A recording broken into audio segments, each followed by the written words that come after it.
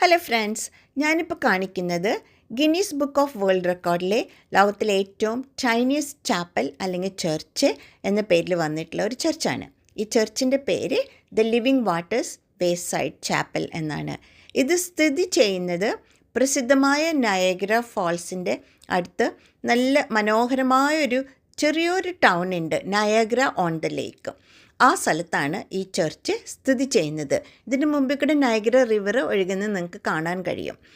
ഈ ചർച്ച് പണിതത് early 1960 Christian reform ചർച്ചിൻ്റെ ആൾക്കാരാണ് ഈ ചർച്ച് പണിതത്. പിന്നീട് 1980 ഈ ചർച്ച് സ്ഥലം മാറ്റി ഒന്ന് പുതുക്കി പണിത്. ഇതാണ് ഞാൻ പറയുന്ന കുഞ്ഞു ചർച്ച്. കാണാൻ നല്ല ഭംഗിയില്ലേ?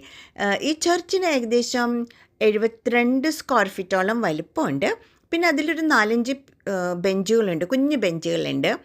നടുവിലൊരു ബൈബിളുണ്ട്, പുറകിലൊരു ബൈബിളുണ്ട്, പിന്നെ ഒരു ഗസ്റ്റ് ബുക്ക് ഉണ്ട്. നമ്മൾ വരുന്ന ആൾക്കാർക്കൊക്കെ അതിൽ പേരെഴുതാം.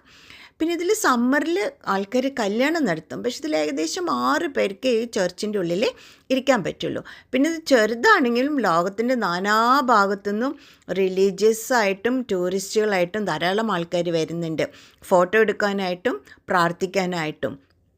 അപ്പോൾ ഈ നയഗ്ര ഓൺ ദ ലേക്ക് അതിന് വൈൻ കൺട്രി എന്നാണ് പറയുന്നത്. അപ്പോൾ അവിടെ വരുന്ന ആൾക്കാർ ഇതും കാണാൻ വരും.